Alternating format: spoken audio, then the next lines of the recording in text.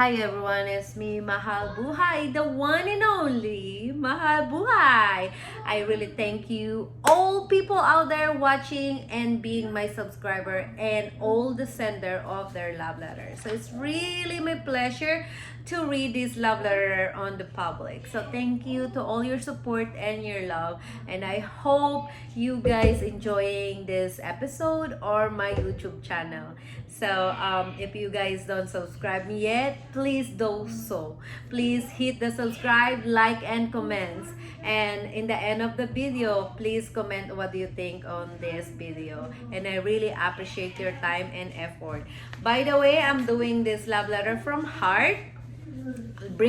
Let's bring the love letter back. This is in batch 2, episode 6. So this love letter is from Shider. Sa'yo, Miss Shider. To you, Miss Shider. I really like your name. It reminds me back then when I was teenager, we love watching the Shider.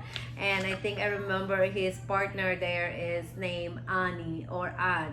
But anyway, let's see what Shider's in his love letter. So, let's see. Let's read. Samahan niyo ako. Join me here.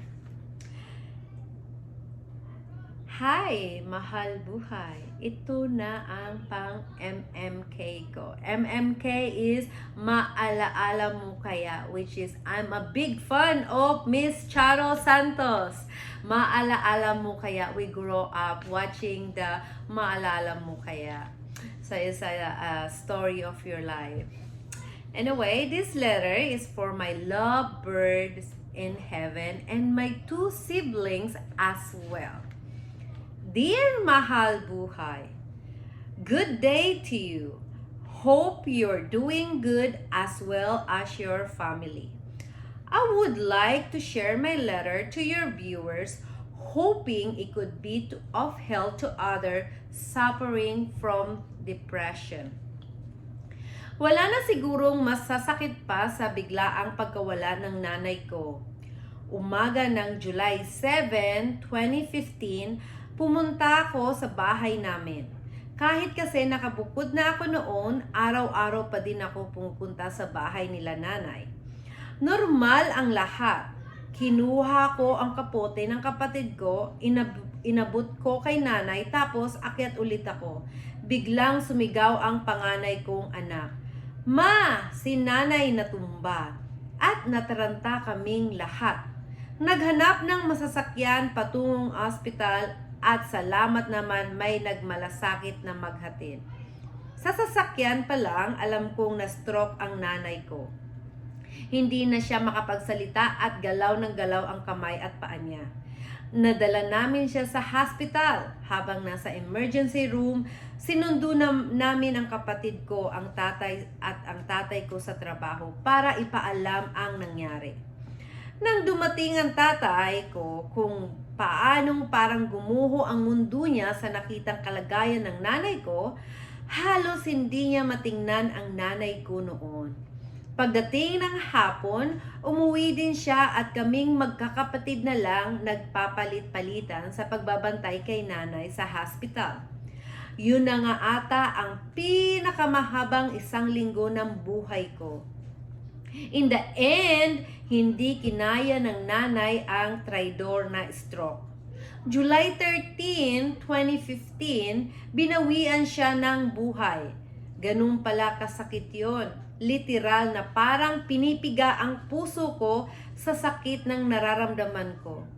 Halos mabaliw ako sa sakit pero kailangan magpakatatag dahil may sariling pamilya din ako. Nang mawala ang nanay, hindi na din pumasok sa trabaho ang tatay. Hinayaan na lang namin, tutal malalaki naman na kami. Pero hindi na siya katulad ng dati. Dinamdam niya ng gusto ang pagkawala ng nanay. Lumipas ang 4 na taon, unti-unting nanghina ang tatay. Wala na kasi siyang ginawa kundi matulog lang ng matulog. We thought it his way of coping up para makalimot. Pero maling-mali pala na hinayaan namin siya na ganon. March of 2019, na ospital siya. Diagnosed of some kind of pneumonia, ilang linggo din siya na confined. Paglabas namin, ayaw na niya magkakain. Araw-araw, pinipilit namin siya, pero talagang araw-araw din na nagpapasaway siya sa amin. Nung minsan, nag-open siya sa amin. Ang sabi niya, alam mo ba, yung nanay mo, ang kulit-kulit. Ayaw akong iwan. Kaya daw pala ayaw niyang naglalabas ng bahay dahil natatakot siya na baka makita siya ng ibang tao na kasakasama niya pa ang taong patay na. Yung pala yun. He suffered from a severe depression na hindi namin siya natulungan man lang. August 2, 2019 nang sumunod na din ang tatay kay nanay. This time, yung pain na nararamdaman ko may kasamang kaligayahan. Kasi mas gugustuhin ko makita ang tatay sa kabaong kaysa makita siya na naghihirap dito na hindi ko naman siya mahatian sa sakit ng nararamdaman niya. Sabi nga nila, you really didn't move on from the pain. You just learned to live with it. Kaya to you, nanay and tatay dyan sa heaven, thank you. Thank you po sa lahat ng mga pangangaral at pag-aaruga ninyo sa amin nung nabubuhay pa kayo. Di ko man nasabi ang mga salitang mahal ko kayo, pero sa kaibuturan ko, nay, tay, mahal na mahal ko kayo. At sa dalawa kong kapatid is our turn. Tayo naman ang may kanya-kanya ng pamilya, magmahalan at magtulungan pa din tayo. I may not be of help to you financially, but Ate is always here to give support to the two of you. Ate loves you. Nagmamahal. Shider. Shider, habang binabasa ko ang iyong sulat, talagang na-feel ko yung naramdaman mo. Yung parang marami kang na-regret sa buhay mo. Na yung time na nakahiga lang yung tatay mo, akala mo yun yung kailangan niya. Hindi mo alam na de-depress na pala siya. Yung deeper depression niya sobrang lalim na para makita nyo. Parang nakalubog na siya na hindi niya na kayang umahon pa at hindi nyo yun nakita. Kasi para sa inyo, parang hinahayaan nyo muna na napagdaanan niya yon kasi baka yun ang kailangan niya. Yun na nga ang dapat natin pag-usapan ngayon, ang depression. So, salamat sa iyo, Shider, sa pag-share mo sa iyong kwento. Maraming matututuhan ang mga manonood ngayon sa sasabihin ko. Una muna sa lahat, sa iyo, Shider, maganda naman sa huling sulat mo at sinabi mo, tinanggap mo na rin naman na wala na yung iyong tatay kahit nakakalungkot, na alam na sinabi mo, mas gugustuhin mong makita yung tatay mo sa kabaong kaysa makita siyang sobra palang nalugmok na sa kalungkutan, na nakahiga na lang lagi, na parang hindi mo alam kung paano tulungan yung tatay mo. Siguro nga sobra talaga siyang naapektuhan nung nawala yung nanay mo. Ganun naman talaga ang karamihan. Kapag meron silang pinakamamahal, yung pinakaingat-ingatan na nawala sa kanila, para tayong ibon, parang ibon ng parrots. Pag nawala yung partner nila, meron lang silang isang partner. Pag nawala yung isang partner nila, gusto na rin nilang mawala. So sa sulat mo, parang yun ang naging sample sa nanay at tatay mo. Nung nawala yung nanay mo, hindi na kayanan ng tatay mo at sobra siyang nalungkot. Tama ka naman dyan. Kailangan, pag meron tayong masyadong nararamdaman ng kalungkutan, masyadong masakit yung nangyari sa atin, kailangan isipin pa rin natin na mabuhay at kailangan isipin pa rin natin kung paano natin masusolusyonan yung kalungkutan na yun, kung paano tayo unti-unting makakatayo. Kasi yung sa tatay mo, ang nangyari is talagang in-embrace niya, niyakap niya yung kalungkutan na sa pagyakap niya, ayaw niyang kumawala. So hanggang sa lumalim na ng lumalim yung kanyang kalungkutan. So ito, salamat sa pag-share mo. Meron akong gustong sabihin about depression.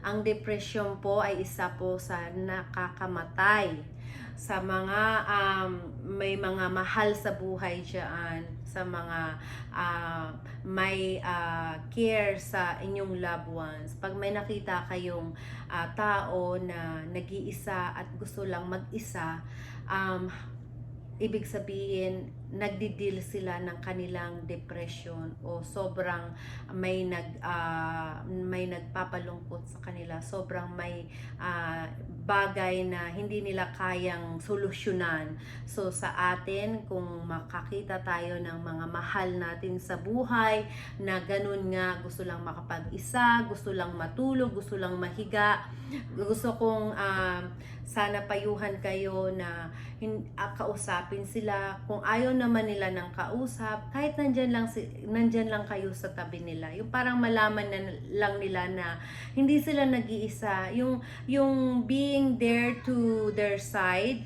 dyan, tapos konting massage yung nila, yung kamay nila. Yung para ma-feel mo na kapit ka lang. I'm here for you. I'm never gonna let you go. I know you're dealing with your feelings, your depression, but I'm here to help you. So, mafe-feel nila yung energy mo. Konting himas-himas, konting kung gusto naman nilang makipag-usap sa iyo, bigyan niyo sila ng magagandang salitang nakaka-encourage na tumayo, nakaka-encourage na mabuhay ulit.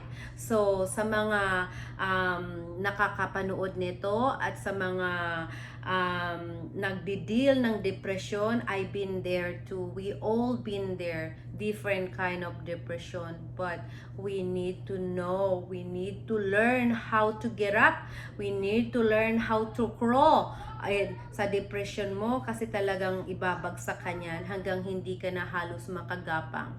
Pero pag sa meron kang pananalig na lahat ng tao dumarating sa depresyon, unti-unti kang gumapang at unti-unti mong itayo yung iyong mga paa hanggang maisip mo na life is worth to fight. Life is worth to fight. Tumayo ka kasi meron pang buhay na naghihintay sa'yo. Huwag mong hayaan na malugmok ka sa depresyon kasi yung depresyon na yan ay nakakamatay. Sa tatay mo, kahit ganun paman, mahal na mahal niya yung kanyang asawa, yung nanay mo, meron siyang naiwanan na anak, pero sa sobrang nalugmok at sobrang niyakap niya yung depression, hindi niya nakita kayo.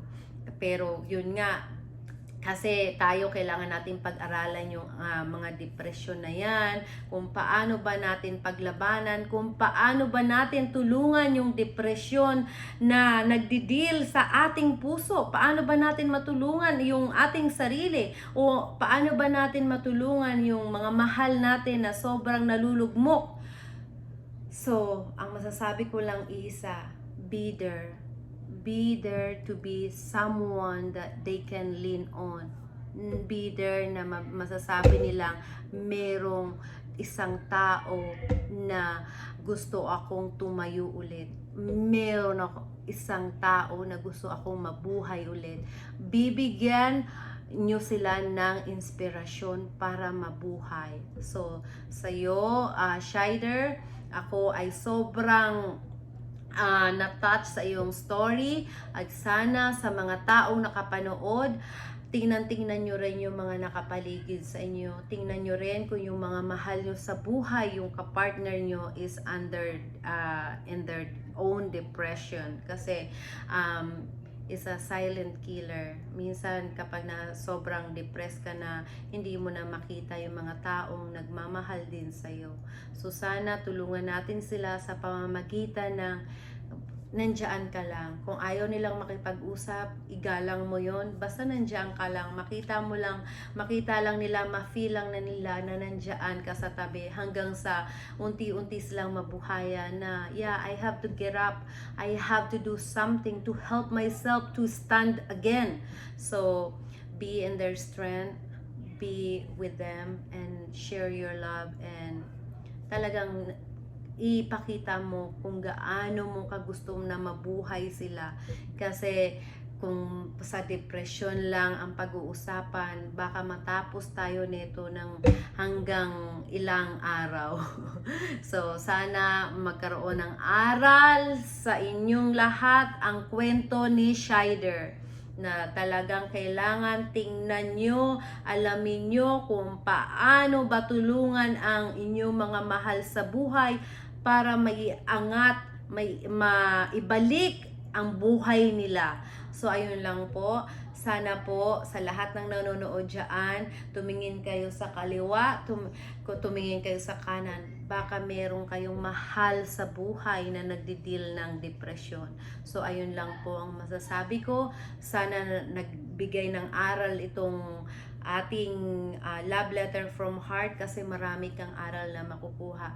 Salamat sa iyo, Shider. Ang aking wish sa iyo, pagpatuloy mo lang yung iyong magandang sinabi na meron ka ring pamilya. So, kailangan makita ng mga anak mo na ikaw ay masayahin kahit may nakakalungkot, kasi doon din sila kukuha sa'yo. Kung masayahin ka, magiging masayahin din ang iyong mga anak at yung asawa mo. Napaka magandang kwento ang shinare mo sa amin. Napakagandang halimbawa. So, sa'yo, wish you all the best, at sa iyong dalawang kapatid, ganun din ang wish ko. Sana ipagpatuloy nyo yun lang yung buhay. Fight lang tayo dito. Kahit maraming nakakalungkot, napakadaming problema, lalo na ngayong pandemya, wala tayong magagawa dyan. Ang magagawa lang natin, mabuhay tayo araw-araw. Live like today is your last day. Be happy. Yun lang po. Thank you so much sa panonood. Ang nag-iisang mahal buhay. I'll see you around. Bye!